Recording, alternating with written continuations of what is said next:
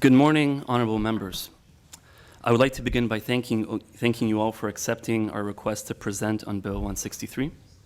With that said, I would also like to add that we are deeply disappointed by the government's decision to fast-track this bill, and in doing so, not giving the public, the people, the citizens of this province, enough time to engage on this issue with their MPPs. In just a few weeks, however, we have received thousands of signatures from across the province for our petition, making a strong statement that this isn't what Ontarians want. Campaign Life Coalition opposes this bill entirely. This bill is a direct attack on the freedom of speech, assembly, and expression of Canadians. This bill prevents women from having access to alternatives to abortion. And thirdly, this bill aims to address a problem that doesn't exist. It is a problem made up by the abortion industry and their allies at Planned Parenthood to demonize their opposition and to protect the grisly business of killing children before birth for profit. Pro-life outreach outside of abortion facilities is just bad for business. Over the past week, MPPs on both sides of the floor have been repeating a very toxic narrative. They call us violent, they call us hateful, they claim that harassment at abortion facilities is a constant, when in fact it is a very rare occurrence. They refer to the experience outside of abortion facilities as war zones, because frankly, nothing resembles a war zone like a pair of grandmas standing on a sidewalk praying and holding a sign that says, "Abortion stops a beating heart."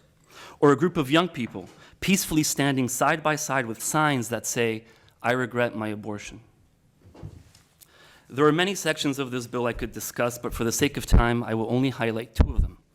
Under Prohibitions, Section 3, the notion that informing women, whether it be through the distribution of pamphlets, offering scientific evidence of the development of her child, engaging in a conversation, or even the act of praying to consider these things a crime is outrageous. For the state to control civilian interactions is the hallmark of a totalitarian state. And I'm Polish, so I know very much what communism is like.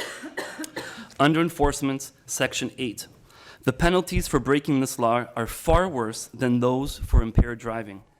Do you, honorable members of the provincial parliament, believe that an impaired driver who puts the lives of others directly at risk of death is deserving of a lesser punishment than someone holding a sign, praying, or offering support to a woman in need?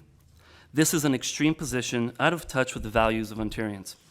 This bill assumes that every woman that walks into the abortion facility wants the abortion, has made up her mind, and is doing so freely. This is just not true. This legislation is anti-free speech, anti-science, anti-information, and is a contradiction to those who claim to be pro-choice. This isn't about being pro-choice. In this bill, there is only one choice, and that choice is abortion. Thank you. Thank you very much. We shall start with the third party, Ms. Sadler. Thank you very much for your presentation. I have no questions. Excuse me, Mr. Chair, is it okay if my colleague also presents? Oh, absolutely. You have another minute left. So if you, for the record, if you'd state your name